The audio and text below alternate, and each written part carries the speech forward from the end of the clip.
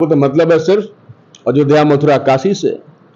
तो अयोध्या मथुरा काशी यही उनको करना है, तीसरा उनके पास कोई काम है नहीं। इस बार जो इंडिया बना है ये उनको इस बार हिंदू मुस्लिम करने नहीं। पुलिस का राठी से रोने वाला क्या जनता का आंदोलन करेगा? तो सिवान के किसी पार्टी से गठबंधन नहीं किया। नमस्कार, स्वागत है आपका मेरे चैनल टॉक एनालिसिस में। अभी हमारे साथ मौजूद हैं डुमरांव के लोकप्रिय विधायक और माले के तेज तरार विधायक अजीत कुशवाहा जी। आइए इनसे बात करते हैं और जानते हैं जो राजनीतिक हालात बदल रहे हैं उन पे इनकी क्या राय है। सर, स्वागत है आपका मेरे चैनल। जी जी, नमस्कार। क्या कुछ कहिएगा, दिन प्रतिदिन जो राजनीतिक हालात बदल रहे हैं इसके बारे में। अभी इंडिया बना है और नरेंद्र मोदी न्यू इंडिया की बात कर रहे हैं, इस पे आप क्या कहेंगे? नहीं, राजनीतिक हालात बदल रहा है लेकिन और बेहतर हो रहा है। जनता के अंदर उम्मीदें जो है वो जगनी शुरू हो चुकी हैं। अभी जो चल रहा था बहुत बुरा समय चल रहा था और ऐसा लग रहा था कि मोदी का जो शासन तंत्र है, जो सांप्रदायिक फांसीवाद और कारपोरेट लूट पर आधारित है, इसने जो जनता की जिंदगी तबाह कर दिया है, जिसको विभिन्न रूपों में आप देख रहे हैं, चाहे वो महंगाई हो, बेरोजगारी हो। अभी देख रहे हैं ना, टमाटर का मूल्य, पेट्रोल डीजल का मूल्य, तमाम चीज़ों का दाम जो बढ़ा हुआ है, बेरोजगारी है। किसानों के साथ जो उन्होंने वादा किया कि आपका हमारे दुगना कर देंगे, किसानों की ज़िंदगी जो है दिन पर दिन और बर्बाद होती जा रही है। तो जनता के मन में एक घोर निराशा और एक उदासी का समय चल रहा था और लग रहा था कि पता नहीं इस शासन तंत्र से कब मुक्ति मिलेगी। लेकिन अब जो नई पहल शुरू हुई है, जिसमें आपने नाम लिया इंडिया, जो बना है देश भर का एक अलायंस जो जोड़ करके जिसका नाम है इंडिया, उसने पूरे भारत को अपने अंदर जो है सम्माहित कर लिया है। उत्तर से दक्षिण तक, पूरब से पश्चिम तक तमाम तरीके की भाषा, रंग, जात, धर्म सबको समाहित करके जो भारतीय संविधान बनता है, जो उसकी धारणा है, वो उसको स्पष्ट तौर पर साबित कर रहा है। और लोगों को ये दिल में ये उम्मीद जग चुका है कि नहीं, दिस इज इंडिया, जहां सबको एक समान अधिकार होगा, जहां हिंदू मुसलमान के आधार पर किसी प्रकार का विभेद नहीं होगा, किसी को एनआरसी का डर दिखा करके भगाया नहीं जाएगा, बेवजह का यूसीसी का चर्चा नहीं किया जाएगा, बल्कि डेवलपमेंट का बात होगा, कृषि के डेवलपमेंट होगा, एजुकेशन का, हेल्थ का, इन सब इंफ्रास्ट्रक्चर को विकसित किया जाएगा। और राष्ट्र जो है, राज्य जो है, वो देश के अपने तमाम नागरिकों को एक समान नज़र से देखेगा। इंडिया की ये परिकल्पना है। तो इस इंडिया से भारत के जनता का जो उम्मीद है वो बहुत बड़ा है और हम उम्मीद करते हैं कि आने वाले समय में इंडिया सक्सेसफुल होगा। अभी भी ये लग रहा है कि मोदी का विकल्प कौन होगा? विपक्ष में चेहरा नहीं है और मोदी जैसे मजबूत नेताओं को हराने के लिए कौन आगे आएगा? विपक्ष का कौन चेहरा आगे बनेगा? व्यक्ति जो है ना, उसमें अहम होता है। इसलिए किसी व्यक्ति का महत्वपूर्ण होना लोकतंत्र का खत्म होने के बराबर है। कभी भी किसी व्यक्ति का स्तुति गान होने लगे, किसी व्यक्ति को महत्वपूर्ण दिखाया जाने लगे, तो समझ लीजिए कि देश से लोकतंत्र खत्म हो रहा है। हम उसी व्यक्तिवाद को खत्म करना चाहते हैं। अगर हम व्यक्ति के खिलाफ व्यक्ति को खड़ा कर देंगे, तब तो हम भी एक व्यक्तिवाद को स्थापित करेंगे और वो व्यक्ति भी एक दिन उसी जोश में और उसी मतलब जो कि होश गंवा देता है, जुल्म का जो इंतहा कर देता है, तो ऐसा लगेगा। इसलिए हम लोग व्यक्ति के अगेंस्ट में व्यक्ति को नहीं, बल्कि कोई एक ही व्यक्ति तो प्रधानमंत्री बनेगा ना। प्रधानमंत्री देश के सामूहिक जो मिजाज है, जो विचार है, जो सोच है, उसका प्रतिनिधि होता है। वो एक व्यक्ति नहीं होता, वह व्यक्ति नहीं होता। इसीलिए हम लोग तो ये कह रहे हैं ना कि व्यक्ति को हटा करके व्यक्ति के खिलाफ पूरा राष्ट्र हमने खड़ा कर दिया है। आप समझिए, इस व्यक्ति के पास 37% वोट है और इंडिया के पास बाकी सारा वोट है। तो और लोकतंत्र में, अगर लोकतंत्र की बात करें, आप संविधान को पढ़ेंगे तो प्रधानमंत्री को चुनने का अधिकार भारत की जनता के पास है ही नहीं। भारत की जनता के पास अपना प्रतिनिधि चुनने का अधिकार है, अपना लोकसभा का सांसद चुनने का अधिकार है। जो उनका प्रतिनिधित्व करता है वो सांसद जो है अपना प्रधानमंत्री चुनेगा।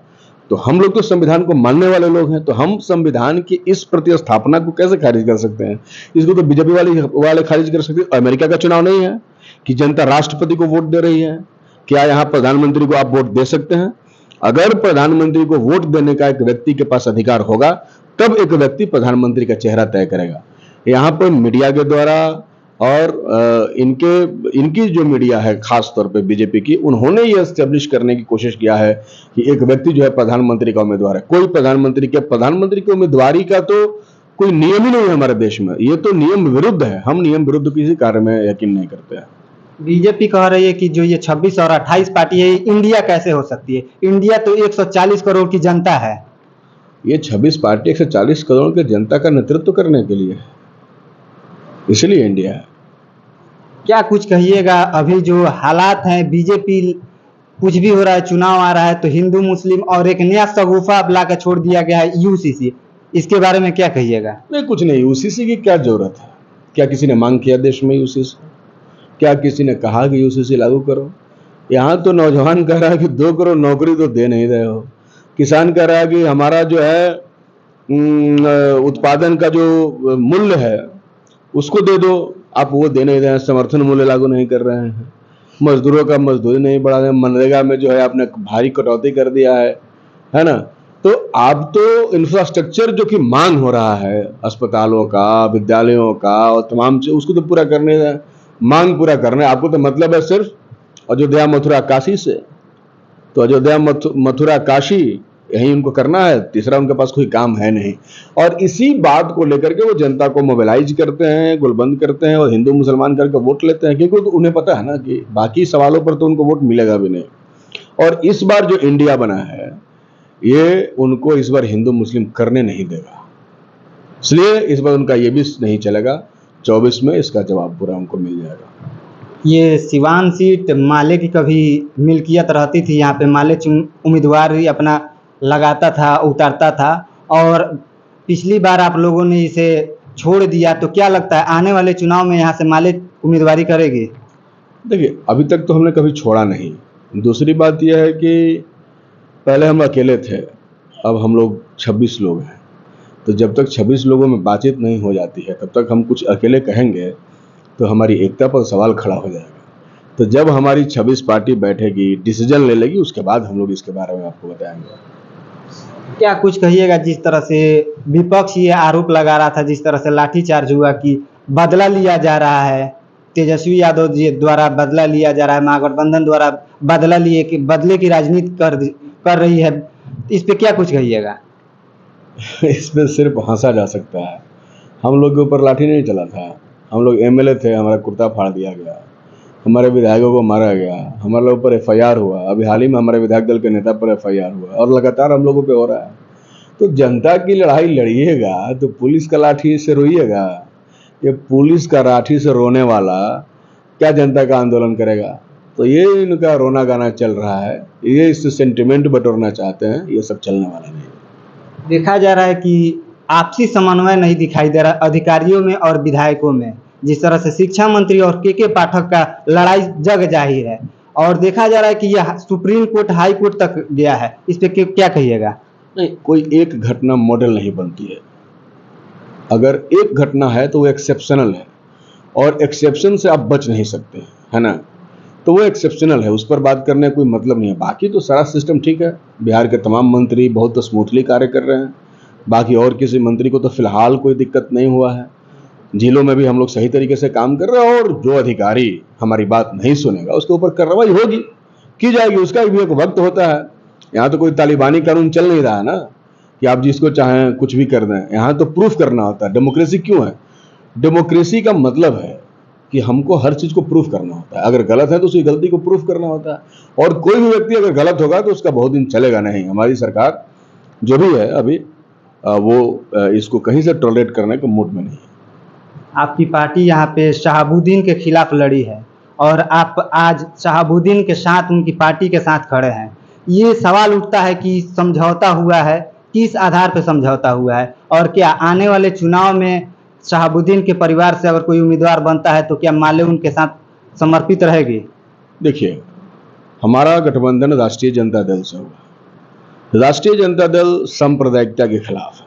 हम लोग ये समझते हैं कि मौजूदा समय में सांप्रदायिकता, जिसको आप खुद ही कह रहे हैं कि हिंदू और मुसलमानों के बीच में लड़ाया जा रहा है, और इसके लिए एक समय में एनआरसी लाया गया, अभी यूसीसी लाया जा रहा है, कभी 3 तलाक का मुद्दा लाया गया, तो ये सब चीज लाया जा रहा है। तो हमारी लड़ाई मौजूदा समय में, हम लोगों ने राजनीति में हमको व्याख्या करना होता है समाज का, उसके नेचर का, उसके करेक्टर का।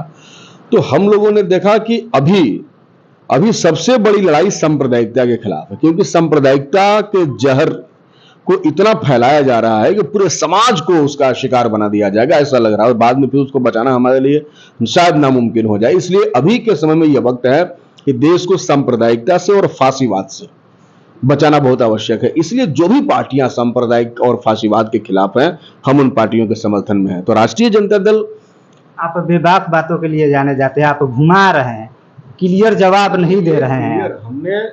हम तो सीवान के किसी पार्टी से गठबंधन नहीं किया, हम तो आपको सच बता रहे हैं। हमने जिस पार्टी से गठबंधन किया उसके बारे में बता रहे हैं।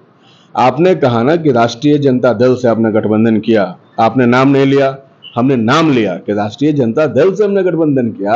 और इसलिए गठबंधन किया कि राष्ट्रीय जनता दल मौजूदा समय में सांप्रदायिक फांसीवाद के खिलाफ लड़ रही है, और जब तक वो उसके खिलाफ रहेंगे, सांप्रदायिकता के खिलाफ, हमारा गठबंधन उनसे रहेगा। तो क्या लगता है, ये गठबंधन लंबा चलेगा या विधानसभा में टूट जाएगा? नहीं, ये विधानसभाओं के लिए नहीं बना है। अभी आप देख रहे हैं ना कि गठबंधन की तरफ से हम लोग कई सारे कार्यक्रम किए। अभी हाल ही में हमने सारे प्रखंडों पर धरना दिया। अगर चुनाव के लिए बना होता तो धरना देने की क्या जरूरत थी, है ना? वो तो एनडीए वालों का है, सिर्फ चुनाव लड़ने के लिए बनाते हैं। अभी देखा ना, लोजपा घुस गया, फलना घुस गया, चुनाव आ गया। चुनाव के पहले तो कोई था नहीं। लेकिन हम लोग तो 2020 में चुनाव लड़े हैं और अभी तक कई कार्यक्रम एक साथ हम लोग आयोजित कर रहे हैं। केंद्र सरकार की महंगाई की नीति है, केंद्र सरकार की बेरोजगारी की नीति, उसके खिलाफ लोग मजबूती से लड़ रहे हैं और देश की जनता को गुलबंद कर रहे हैं। इसलिए हमारा गठबंधन बहुत ही मजबूत है और हमें इस बात का उम्मीद है कि आने वाले समय में भी जब तक हम सांप्रदायिकता को खत्म नहीं कर देते देश से, हमारा गठबंधन, हमारी जरूरत नहीं है, जनता की जरूरत है। इसलिए जब तक जनता की जरूरत होगी, यह गठबंधन रहेगा।